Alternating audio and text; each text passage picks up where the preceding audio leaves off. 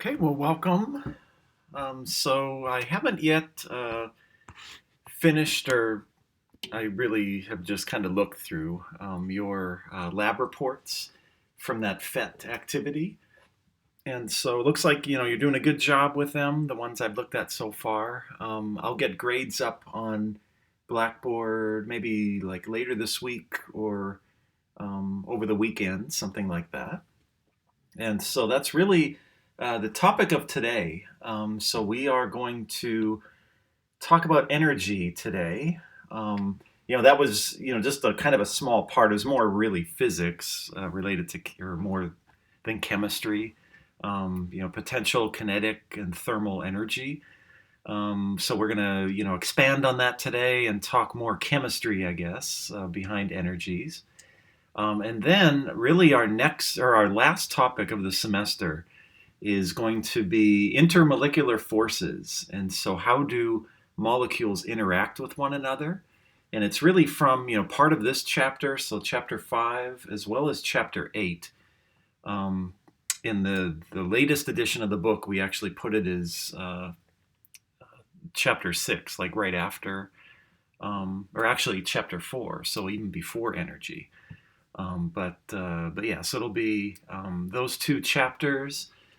And really, intermolecular forces, I think it's a good one to end with because it is so applicable to our everyday lives. It's everything now, what we're living in now. It really governs why soaps and hand sanitizers kill viruses. Or, yeah, I don't know if you've seen on Netflix, there's a really good miniseries. Okay, I have to admit, I watched the Tiger King, so that mess. And then after I watched that, it says because you've watched this, we suggest this show, and so it was called The Pharmacist.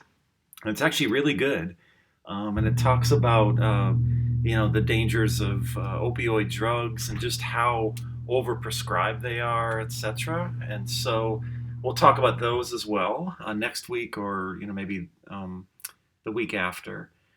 And then even as fundamental as cleaning our clothes. Okay, so how do detergents work? And so all of that is explained really by these intermolecular forces. So I think a good way to kind of cap off this crazy semester. Okay, so let's talk energy.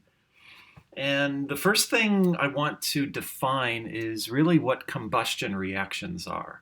And so this is the general formula for a combustion reaction where you've got a fuel, and there are a variety of fuels. Most fuels are known as hydrocarbons.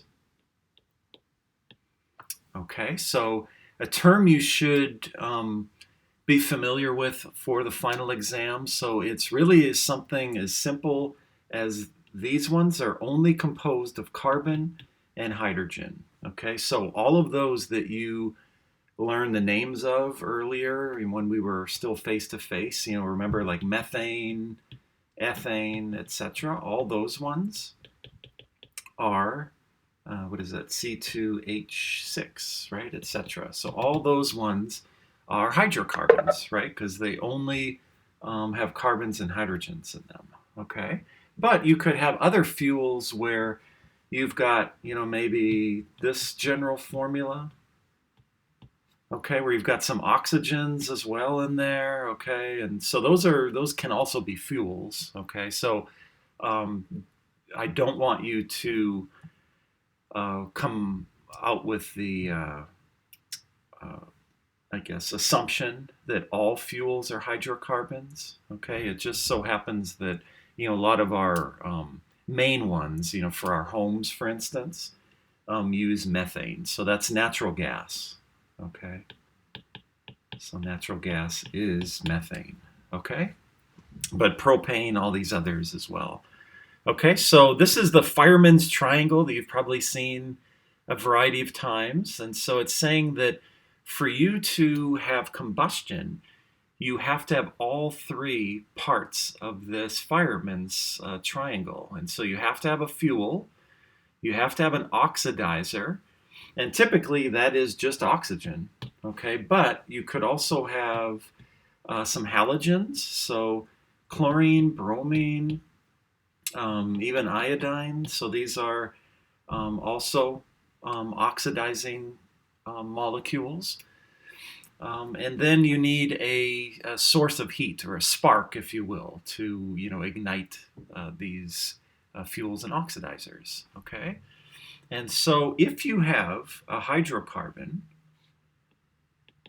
so we'll just call it that, some general formula, plus oxygen, what will your only products be, do you think, from this? So here, this, by the way, is the symbol for heat. It's just this little triangle or delta above the arrow. So this is the symbol which means heat.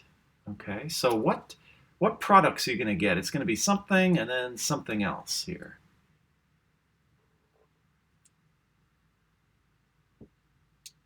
So any ideas? I think we may have looked at some of these reactions earlier as examples for things.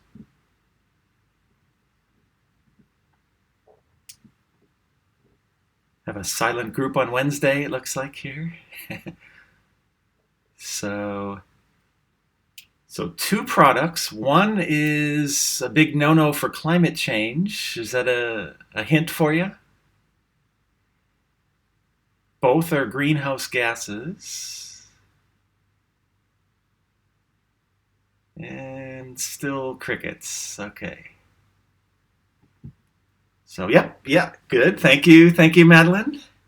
So CO2 and the other product.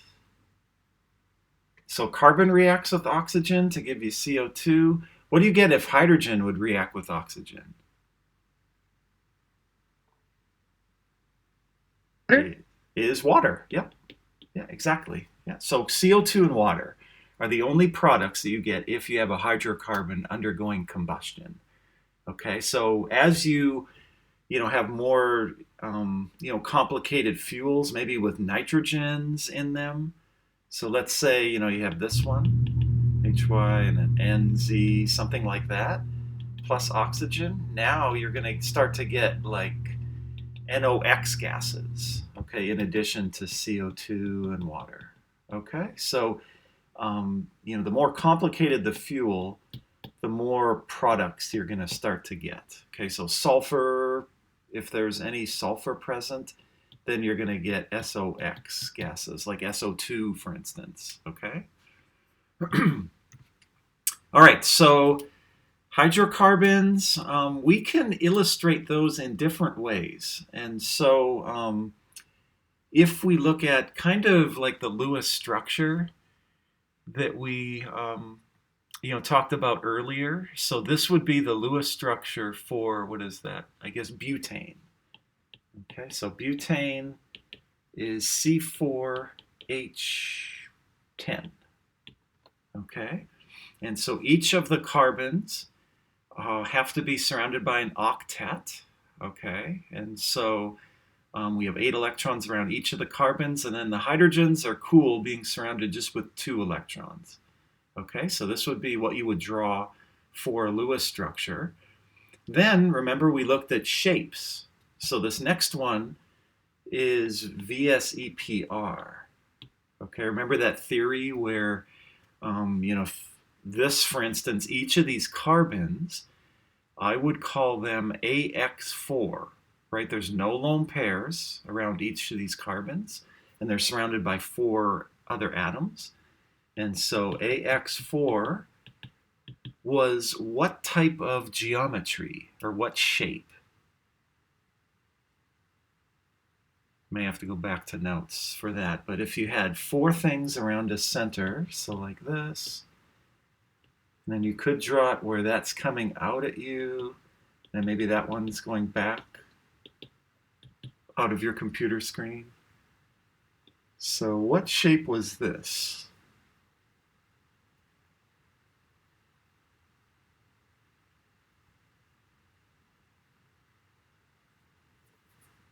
Tetrahedral, yep, awesome.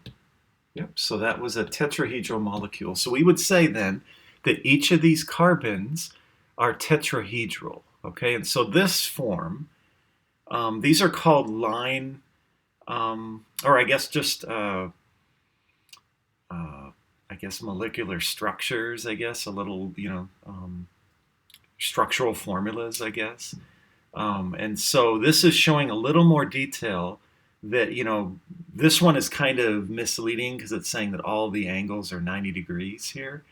But if it's tetrahedral, then these angles are actually 109.5. Okay, so all these are right around 109 degrees. Okay, so this is kind of showing a little more detail.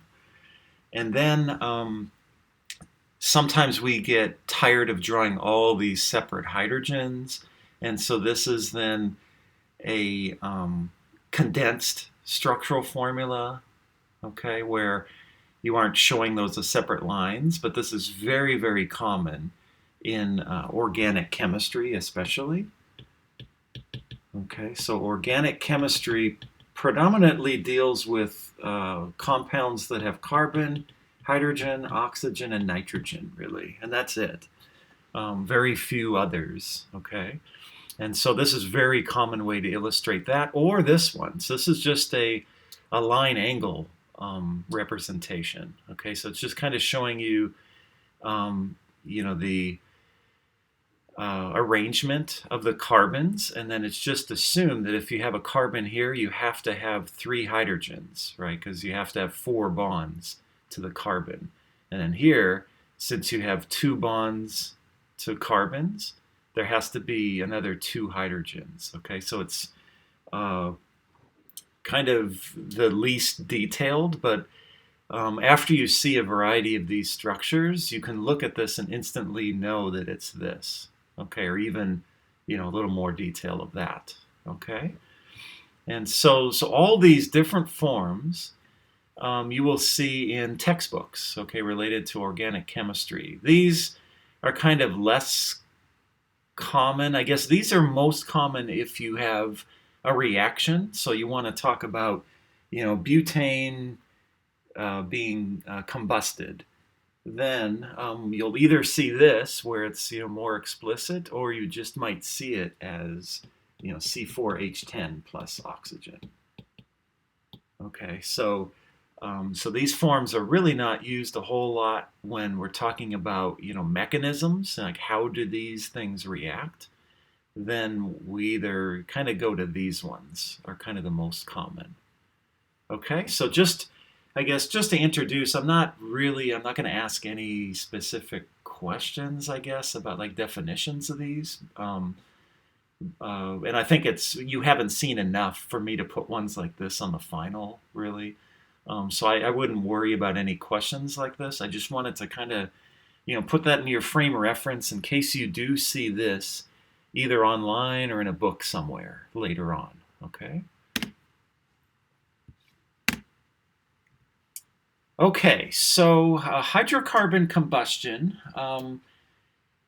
we can have full combustion. So this is, burning butane in oxygen, and this would be, a complete combustion. But you can also have incomplete combustion, and so that reaction would be this: H10 plus oxygen goes to CO plus water.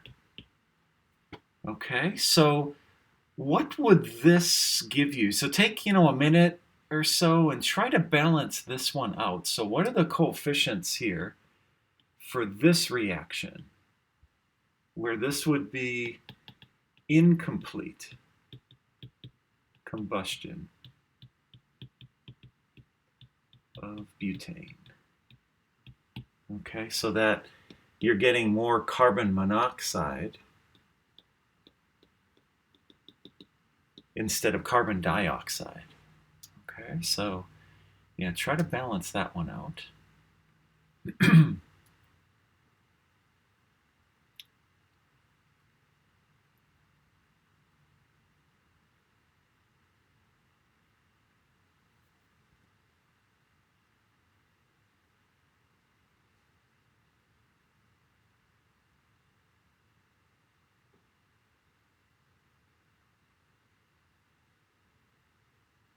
So to balance this, I would probably start with carbon, then go to hydrogen, and then probably leave this to last because it's by itself.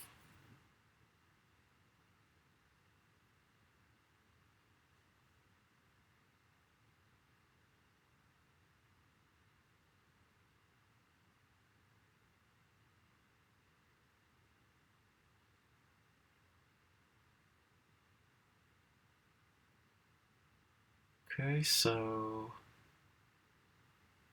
the carbon, the coefficient for carbon should be 4, right? Because you've got 4 carbons on this side. Then if we look to hydrogen, okay, so you've got 10 on this side, so let's put a 5 here. Okay, and then it's one of those where you've got that odd number, so 9 oxygens on that side. So you can do one of these numbers, right? So 9 halves, okay, or then multiplying to get rid of the fraction, I guess would be this. C4H10 plus 9O2 gives you 8CO10 waters. Okay? So that is the balanced equation for incomplete combustion. Okay? And so what's interesting is that you see, both of these reactions, you're getting the same amount of product for every 2 moles of butane. Okay? So for 2 moles of butane, you're getting 8 moles of carbon monoxide and then 10 of water. But notice that to get these products, it's requiring less oxygen. Okay, so this reaction is a 2 to 13. This is a 2 to 9. So in other words, if you have less oxygen available, you're going to form more carbon monoxide than carbon dioxide. Okay? And so, this is kind of showing a really idealized situation with fuels because you generally will never have just butane, but you're going to have other like sulfur compounds added, etc. And so you're going to get a variety of other products here, okay, like NOx, COX, okay. All right, so what we're going to do today, so it's not going to be like a really long lecture, but what we're going to do is look at reactions like this, and then start to figure out, so how much energy does that produce? Okay, and so this quote-unquote energy is something you saw on Monday, okay, or some people even did it last week, is that little FET demo there, which is kind of fun, I thought. And so it's really talking about energy as definition. What you may have seen in physics, for instance, is really the capacity to do work. Okay, and so what you saw in that FET demonstration was really 2 types, actually 3 types of energies. So you saw potential, kinetic, and then you also saw thermal energy too. Okay, and what you notice is that the total energy, and this is a big one, the total energy of a system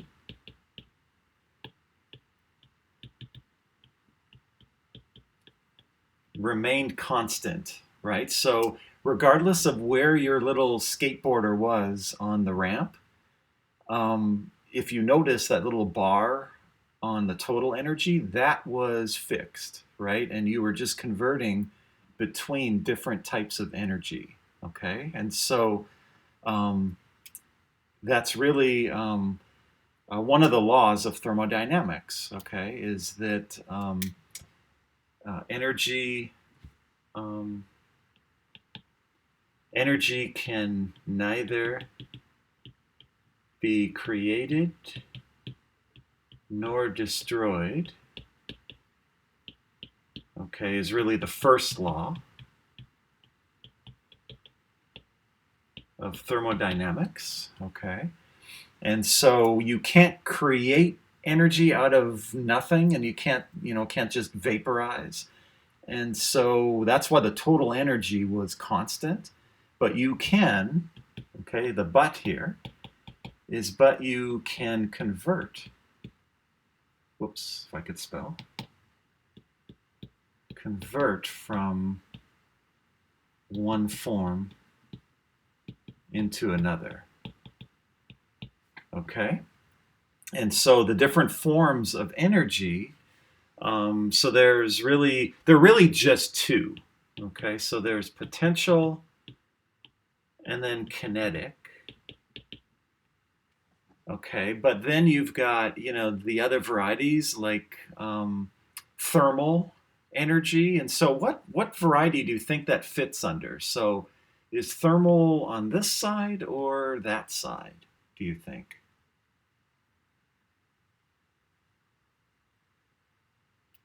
So it would really be, so if these are your two umbrellas here, thermal energy would be what type? Is that energy of position or kind of movement?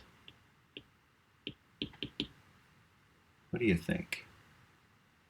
Yeah, kinetic. Yep. So thermal is actually a type of kinetic energy. Yeah. Okay. But you can think about it as, um, you're moving, airflow around. Okay. So thermal energy, something's heating up, and so the molecules are, bouncing around a little more. Okay. Another one is chemical energy. Okay. It's kind of, you could put it as both. Okay. So chemical energy that we're going to see this today really is kind of our capstone experience is the energy that's kind of stored in bonds. That's chemical energy. But if you release a lot of heat, which kind of turns into thermal energy, then that's kinetic. Okay, so if you think of an explosive, so this is the structure of TNT. Okay, trinitrotoluene. Okay, and so you've got this and this. Okay, where all these are carbons. Okay, so this is kind of the shorthand notation for it again. And then I'm not showing that there are hydrogens off of here too. Okay, so that's a little more detail for you. And then you've got some double bonds, some singles. Okay, and so this, when it is heated up, okay, or you give it a spark of some sort, then a lot of heat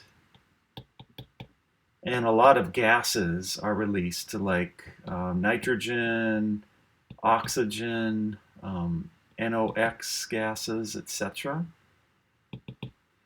Okay, a lot of COX maybe as well. Okay, and so all of these are kind of, you can think about it as, chemical energy being released. Okay, so these are really disordered gases.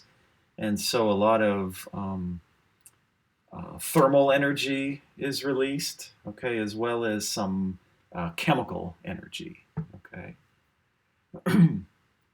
All right, and also electrical energy. So that's, electrical. Okay, that's also kinetic because that's moving around electrons, okay. So there's a lot of different types of kinetic energies around that we kind of throw out there, but really there's all different types of energy that you hear of. They could all really be lumped into one of those two forms, either potential or kinetic. Okay, there's also like nuclear energy or those types. Okay, and that would also be a variety of probably potential more with nuclear energy. So it's stored in that nuclear fuel. Okay. So anyway, so these are really the only two types of umbrellas of different energies. And so work then, so remember energy, it's the capacity to do work. So work is really moving something against a force. Oftentimes it's this force is gravity, okay, which I think some of you, I looked through your lab reports and you gave reference that, it's a gravitational force, okay, is involved in that. How high you are on that curve or your skateboard thing. And so it's moving something a distance against some force. And so, for instance, if I have a book on the floor, okay, and I lift it up, I am going, let's say I lift it a distance of 1 meter, then it's really just going to be 1 meter times the force of gravity. Okay, and then you can calculate how much work is done. I'm not going to, ask questions about that because that's more really physics, but that's really what we're talking about in all these different energies. Okay. Oops. Okay, and then heat versus temperature. So a few different definitions here. So heat is really just energy that flows from something hot to cold. Okay, so if you take a pan off of your stove and I don't know why you would do this, but put your hand on it, you are going to, scream in pain, and that means that heat has flown or flowed from that hot pan to your hand that's at a colder temperature. Okay, so I think that's a really clear illustration which way that heat flows, okay, or energy flows from hot to cold.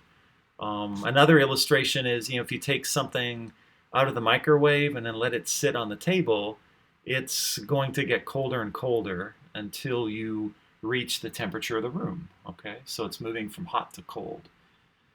Temperature is really not flowing anything. It's just really kind of a static measurement. So it's measuring the kinetic energy at various stages. Okay, so whereas heat is a consequence of motion at the molecular level, temperature is really the average speed of that motion, if you will. Okay, so as you increase temperature, the molecular motion will increase. In other words, the kinetic energy of the molecules will increase. Okay. All right, so units of heat. For this class, I'm going to stick with joules. Okay, so that's really the SI unit, or the standard unit for heat, is a joule. Okay, and kind of to put it in perspective, it's how much energy do you need to raise a 1 kilogram object 10 centimeters against the force of gravity. So just a short distance, you're just raising that, and that's 1 joule. Okay. We're going to talk kilojoules today in actual calculations. A calorie, which I guess if we had more time and we would get into more like kitchen chemistry stuff, this is what you kind of see in food labels, right? Where now it's a calorie is heat required to raise the temperature 1 gram of water by 1 degree Celsius. And it's actually equal to 4 joules. Okay, so a calorie is a larger amount of energy than a joule. Okay. And so what you're seeing on food labels, like how many calories, or if you work out, how many calories have you burned kind of thing, that's capital C. Okay, so this is where it kind of gets confusing, is 1 cal, okay, like small c, is 4.184 joules. 1 capital, so I put it, larger here, a lot larger, is 4184 joules. Okay, or in other words, it's 1 kilocalorie. Okay, so does that kind of make sense? Okay, so a kilocalorie is 1,000 calories. So remember this kilo prefix here. Okay, and so that's your whatever you see in food labels, even if they have it listed as like a small c. Food labels, they're talking this one. Okay, so it's really 4,184 joules. Okay. All right, so this just kind of shows you, the different energies, and so, I guess 1 times 10 to the 0, or just 1 joule is, because we were talking, like so many centimeters, etc. If you're looking at lifting an apple, so 100 grams, if you lift an apple 1 meter, okay, so you're really not doing much work at all, that is a joule, okay, and then a kilojoule, we're talking like an alkaline battery, okay, and a double A alkaline battery. In a D cell or C cell, etc., you'd have more energy stored because they're bigger batteries. And then if you go another factor of 1,000, that's 100-watt light bulb in 5 hours of use. Okay, then you start to get into a barrel of oil, and so an atomic bomb is what is that? So if this is kilo, then we got mega, giga, so that's, I guess, tera. So a terajoule is kind of the energy of the first atomic bomb, okay? And then petajoule is earthquakes, okay? And then we get, more and more of that, okay? So the amount of energy needed to heat the entire volume of water on Earth by 1 degree Celsius. So that is pretty significant. So 10 to the 24th joules, okay? And then kind of looking at going down, depressing a keyboard key, so that's also on the order of 1 joule. And then, the energy required to separate a proton from a neutron is a tiny, tiny amount of energy. Okay, and then the amount of energy stored in a single sugar molecule is, very small. Okay, so those are kind of just a comparison. Kind of fun. I don't know, maybe to have students in your class maybe look at this and think of other analogies for things. What they can find off the internet would be kind of cool. So how do we measure energy? I am trying to find a lab for this. I'll post a video for it, just so you can see kind of this in action of how in the lab, if we were face to face, we would actually do this in lab, where you can actually measure energy changes, and that's called calorimetry. And so it's really the study of how much heat is released in a reaction or how much heat is required to cause a reaction. And so this is called a bomb calorimeter.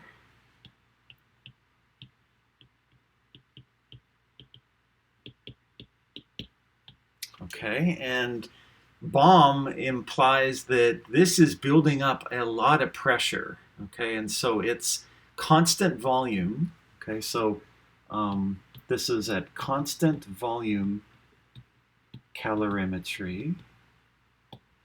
Okay, where you've got this fixed volume. This is a really, really thick-walled stainless steel reactor.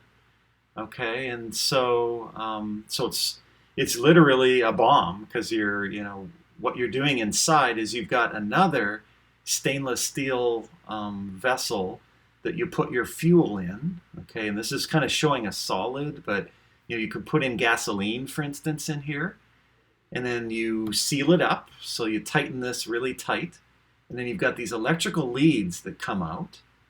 And then you charge this with oxygen. So this inlet here, you bring in some oxygen in here.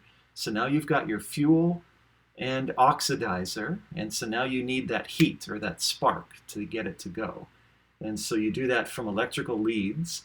And then kablamo, right? So this ignites and you burn your fuel in here. And so the way this works, so you're generating a lot of pressure in this, but it's designed to hold. This one especially is very, very thick-walled stainless steel. So this is designed to withstand a lot of pressure. You generally just have much less than a gram of your solid or your fuel. So it's not that you have a huge amount of it. So if you were to put in a few liters of gasoline, this would blow this up. So it would explode. So you just have a little bit here. But the way it works is, when you're igniting that fuel, then you're generating heat. And that heat is transferred from here to this water that surrounds it. So this is all just water. Okay. And then you've got a little thermometer or sometimes a thermocouple. So you measure it digitally. And then you're, stirring the water so it's all kind of uniform here. And so you're just measuring how much heat has been transferred from here to the water. Okay, so after you ignite it, this will go up by a certain amount of degrees. And so then you can do a calculation of how much heat it went up by, and then that'll give you kind of the energy content of your fuel. Okay, and so it's kind of beyond the scope of this class to do those calculations, but this experimentally is how you can measure how much heat a fuel is giving off. Okay, and so that's a bomb calorimeter. If you go to take more advanced chemistry, you will use this exact setup. We have just a couple of them in chemistry lab upstairs in Dow.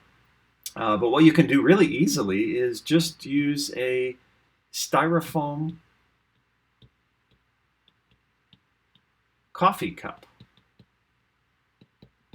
Okay, and this then is really called constant pressure calorimetry. Okay, and so you then put your fuel in here. So you have a certain amount of that, and you have your thermometer in here.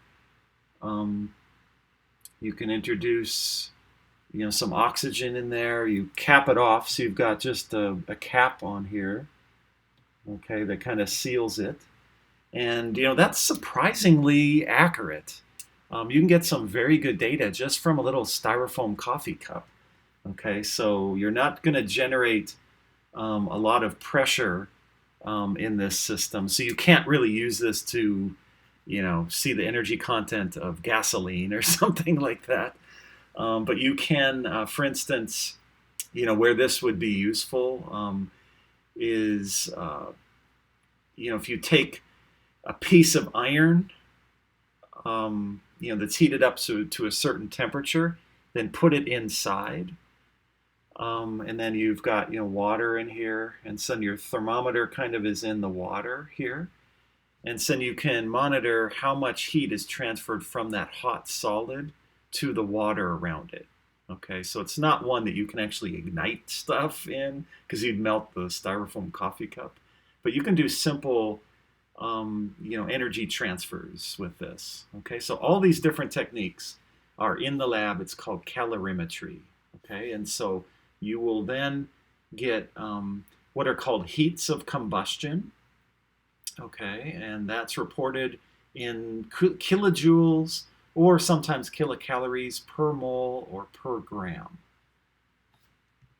Okay, all right, so let's look at these different reactions here. And there are two terms we're going to look at today. Exothermic versus endothermic. processes. Okay, so exothermic means that heat is released. Okay, so think, an explosion like TNT or burning a fuel like methane, something like that. Okay, so heat is released. And an endothermic process is heat is required for something to occur. And so the easiest way to think about endothermic is if we have this process.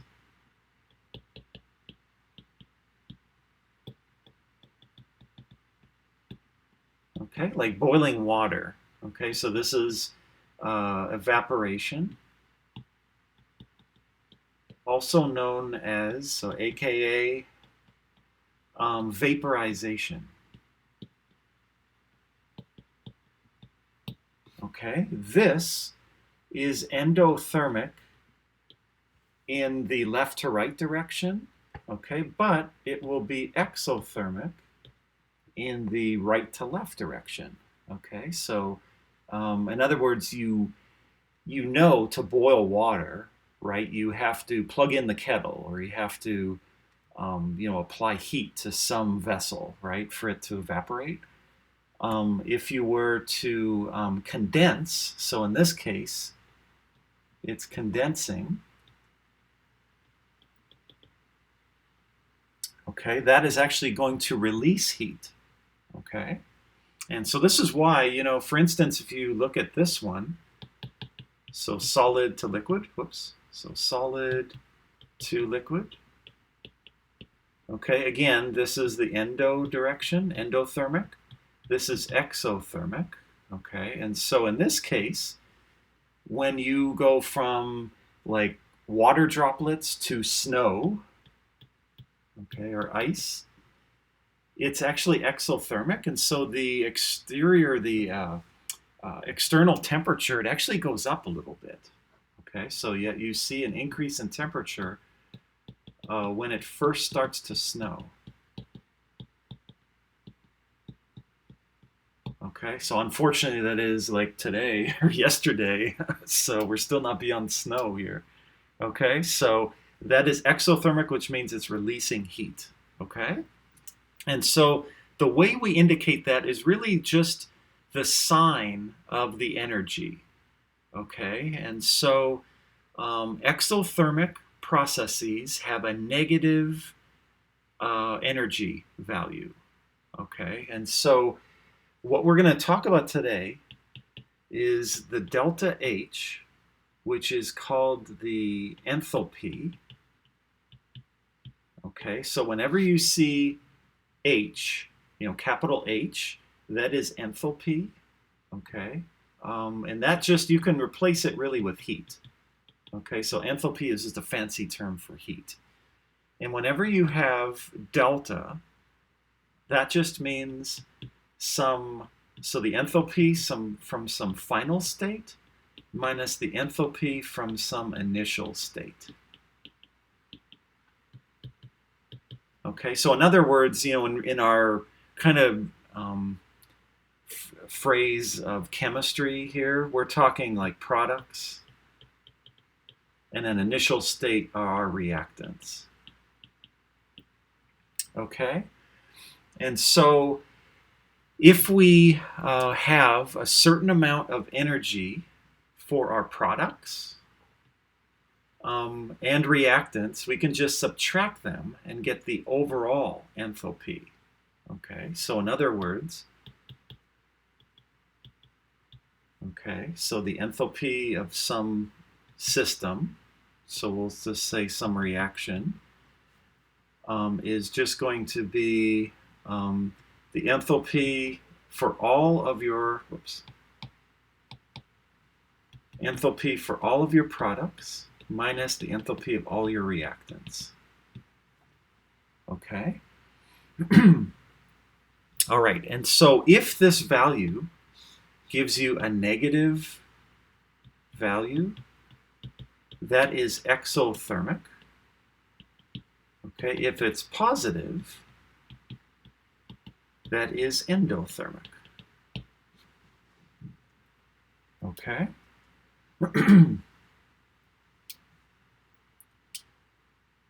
All right, so you can instantly tell then. So in this one, so if we've got energy of reactants, and an energy of products here, the heat that's released is a negative value. So if your energy of the products, in other words, is less than the reactants, it's going kind of downhill, then that means that you have an exothermic process.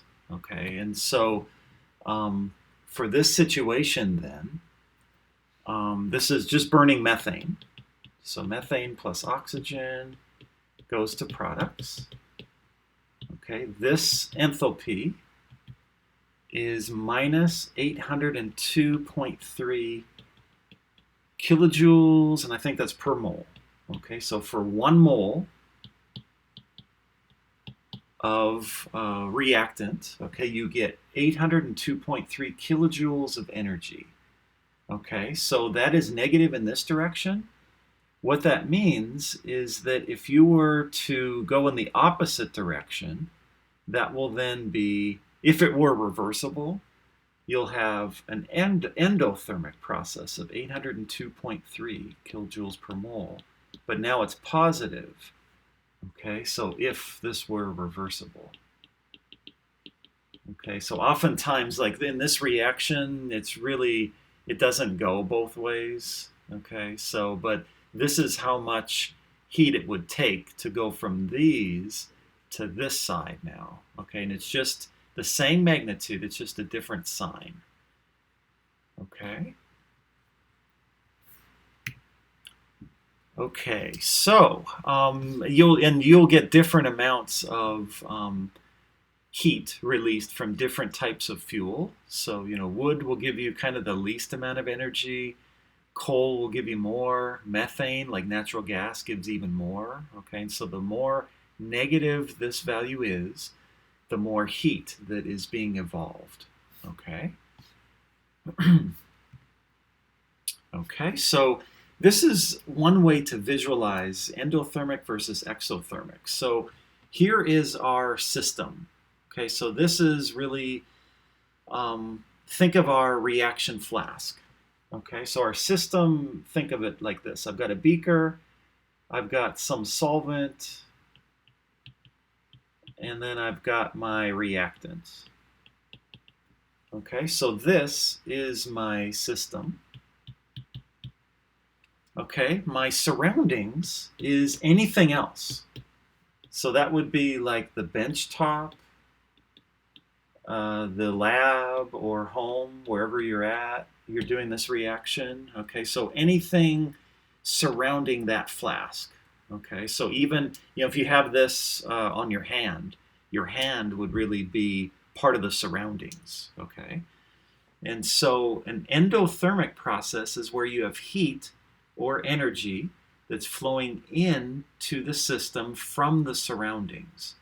Okay, and so in other words, your surroundings are losing heat and your system is absorbing heat. Okay, your flask is absorbing heat. Exothermic is something that we can feel with our hand, for instance. So if we put our hand underneath a hot beaker, okay, now heat is going from that beaker to our hand, which is the surroundings. Okay, so heat is flowing out of the system into the surroundings. Okay, so are these two situations, is that kind of clear? So endothermic heat is being absorbed, exothermic heat is being released. Okay, and so here is a question for you. What about, let's do this one.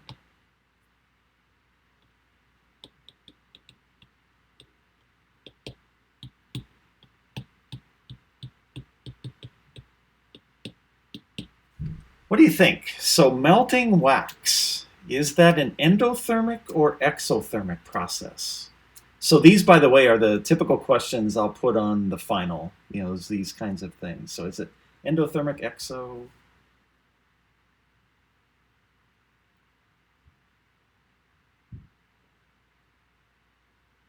So is it absorbing heat or releasing is the question you should ask.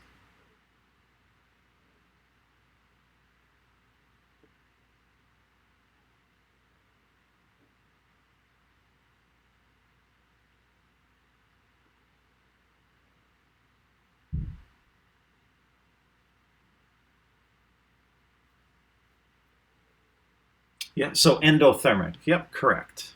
Yeah, so wax. So any melting process, in other words, you're going from solid to liquid, right? And for that to happen, you have to absorb heat. Okay.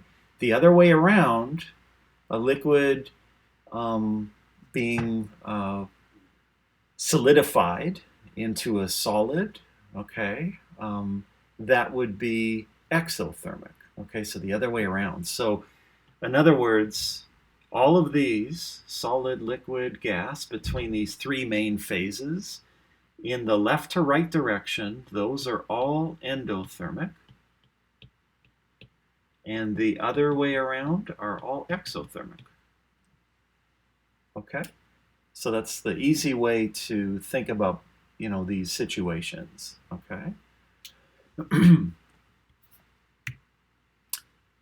All right, so the last part of today, we're actually going to do some calculations, okay? And so energy changes at the molecular level. So if you think of a molecule like this one, so we've done Lewis structures, we have done shapes, so this is bent.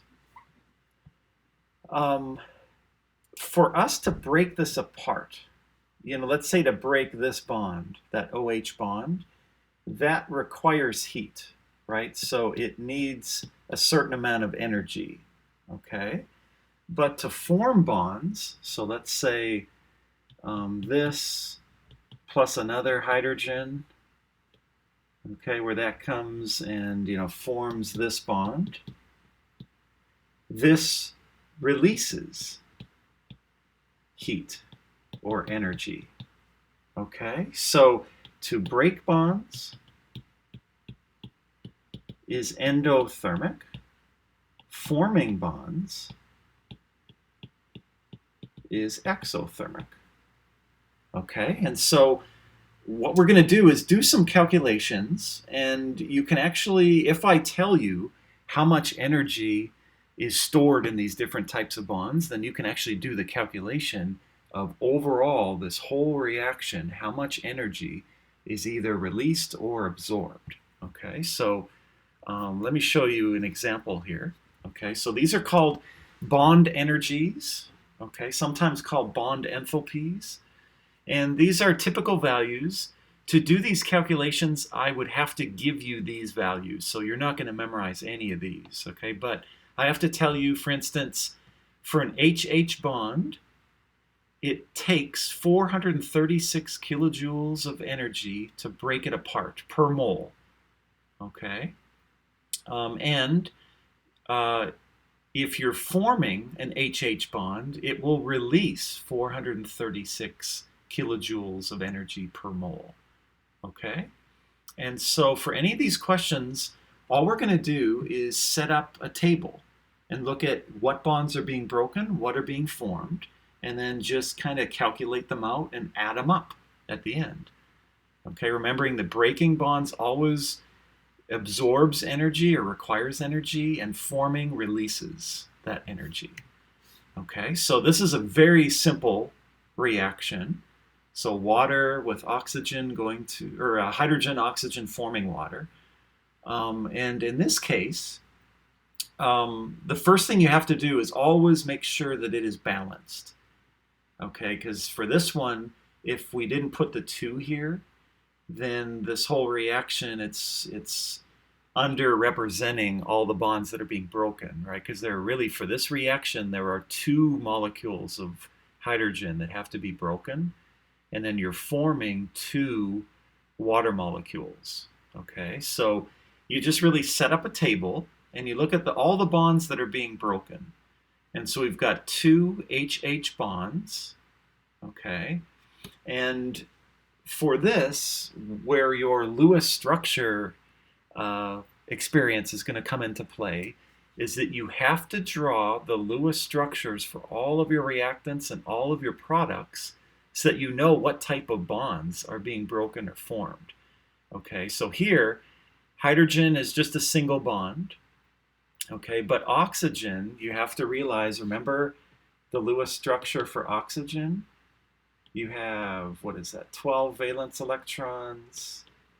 So you've got 1, 2, 3, 4, 5, 6, 7, 8, 9, 10, 11, 12. And then you say, you need a double bond so that both can have an octet. Okay, so oxygen has a double bond. Okay, and so that's going to require something else. Okay, so these values come from a table. Okay, so if I go back to that previous one, an HH bond is 436. And so if I have two of them, that's where this 872 comes into play. Okay, these are positive values because they're breaking. Okay, and then an OO double bond is, again, just from that previous slide, so that's somewhere here. Where is that? I guess it's not on this slide, but I guess we looked it up from a table, and a double bond is 498. Okay, so these are the only ones that are being broken. Okay, and then forming, notice that water has this Lewis structure. So you're going to have two OH bonds per water molecule. Okay, but you have two water molecules. Okay, so that means you're going to have 4 OH bonds that are being formed. Okay, and so that's why it's a negative value here. Okay, and so an OH, I think that's in the table. OH is 467. Okay, and so that's 467 times 4 should be this. Okay, and so then when you want to find out the total energy of your reaction, then it's just really adding up all of these. So that's 872 plus 498. Okay, so that gives you the total endothermic, and then you subtract your exothermic, so minus 1868. Okay, and so you end up with overall minus 498 kilojoules. Okay, so minus 498 kilojoules, which means that it is exothermic. It is an exothermic reaction, okay, or exothermic overall, okay, which means that it will release 498 kilojoules of energy. Okay? So any questions about that? You know, showing that kind of here is, you know, breaking. So these are requiring energy, so it's going up.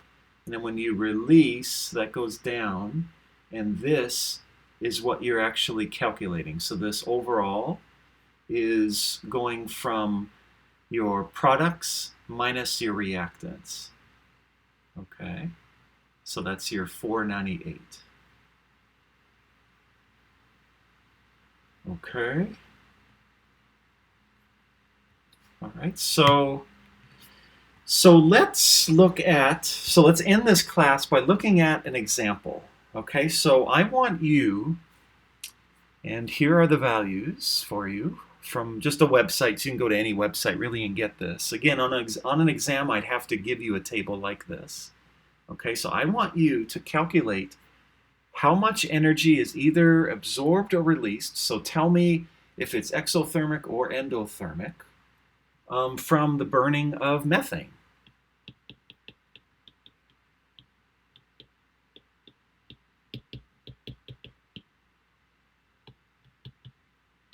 Exothermic or endo. Okay. And well, I guess we'll go through this together kind of in steps. Because I guess we only did that one there. Okay, but this is what we're going to determine if it's exothermic or endo. And then for either of these, how much energy or heat is either absorbed, or I guess released or absorbed. Okay, so if it's exo or endo, respectively. Okay, so what's our first step to answer this question then? So you're given the reaction. We want to know, yep, exactly. So you balance. Okay, so what do you think? So carbons are good. Hydrogens, we need a 2 there. And then a 2 there. Okay. So now the second step after balancing is draw Lewis structures for all of your reactants products. Okay, so methane is this. Oxygen is that. And we have 2 of them, so I like to do this. Put 2 down, okay, just so you know how many bonds you're forming. CO2 is that, remember? Okay, so I guess, Lewis structure, we should show dots here. You don't really have to do that, but okay. And we only have 1 of them, so there's just that. And then 2 waters kind of fitted in here. And another one.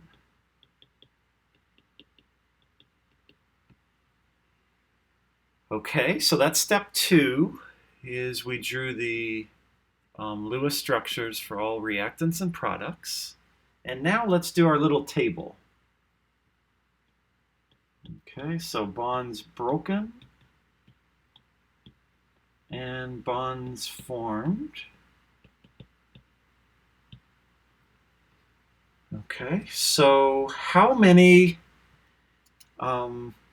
carbon-hydrogen bonds will be broken then?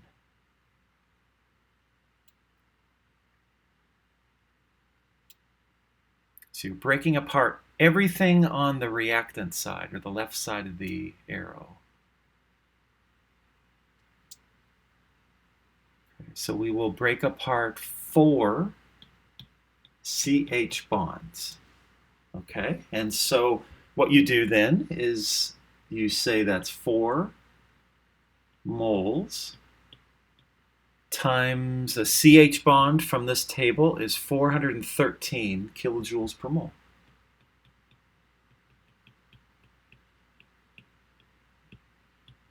Okay.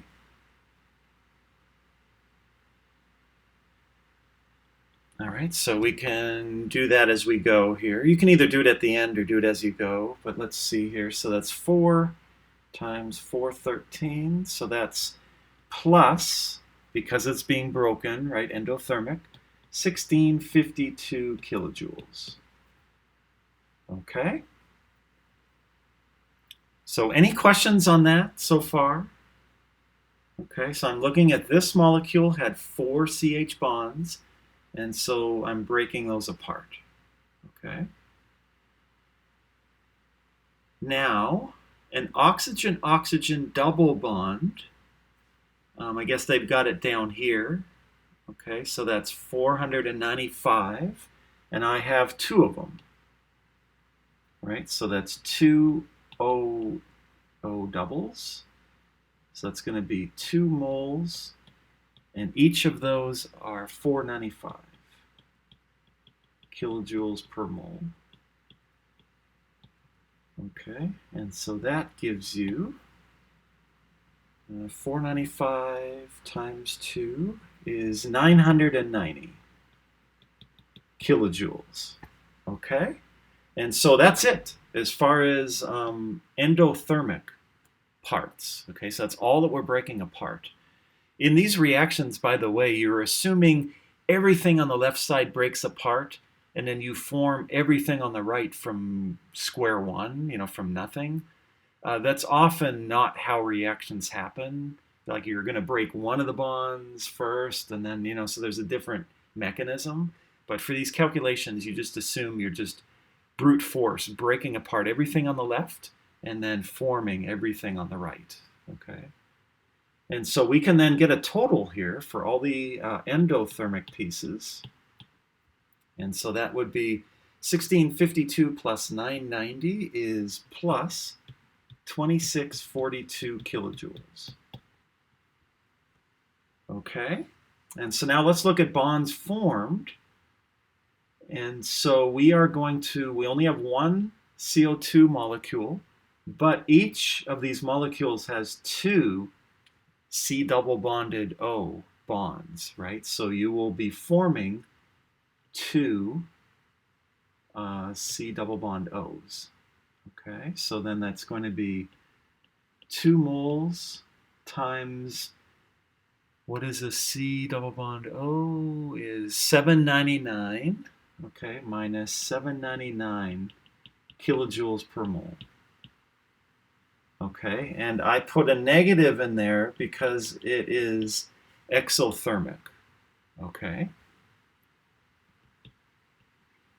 Okay, so that is, so 799 times 2 is minus 1598 kilojoules, okay, from forming carbon dioxide. And then we've got waters, okay, and this is the same as in the other reaction we looked at. So you've got two water molecules, but each of them have two OH bonds. So we've got a total of 4 OH bonds. So that's 4 moles times what's an OH is 463, minus 463 kilojoules per mole.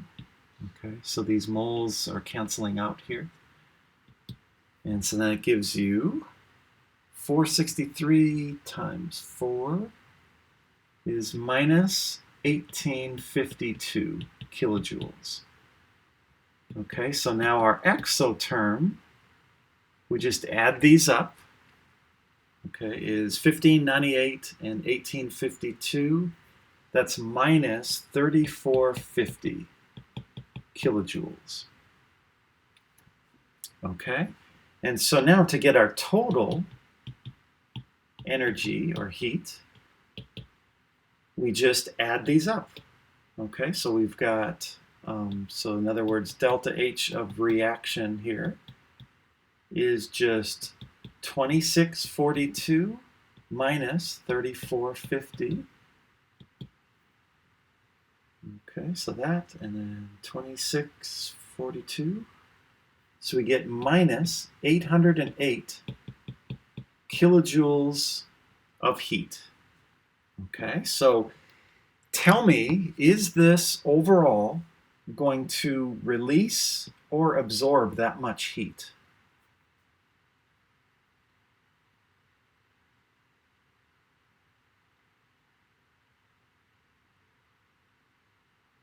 Release, yep. So this is going to release 808 kilojoules of heat.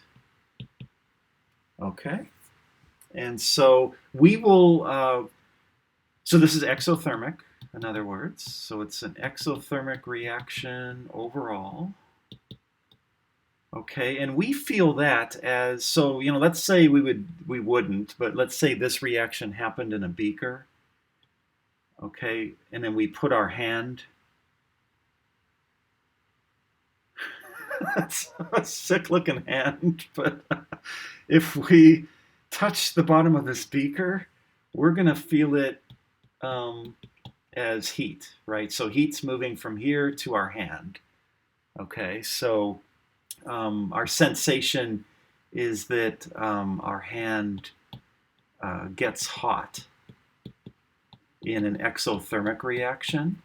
What's interesting is you can have some reactions or some processes that actually feel cold to the touch. And so has anybody tried these cold packs that you can get in the pharmacies? And so the way they work is, you know, you crack it, right? So you bend it, and then it becomes cold to the touch, and you can put it on, you know, your sore leg or knee or something. What you have are some salts on one side and water on the other. And when you crack it, Okay, you remove that divider between them. Okay, and so now they mix. Okay, and it turns out that some salts, like um, ammonium chloride, for instance, if you add that to water, now you've got ammonium chloride aqueous. Okay, is the way we say that this is now dissolved in water. This is actually now endothermic overall. Okay, so it feels cold to the touch.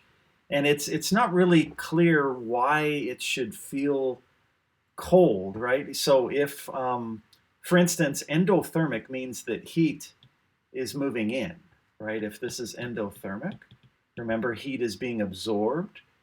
You can look at it like this, where again, if I have my sick looking hand here, touching this, uh, package of the cold pack, your hand is at a higher temperature, and so heat is always going to flow from hot to cold, and so it's flowing away from your hand into the pack.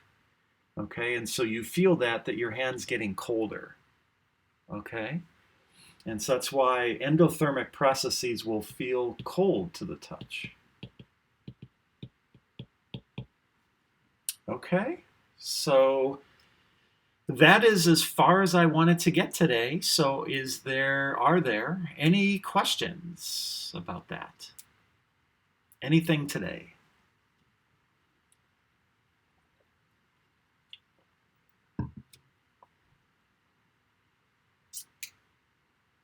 All right.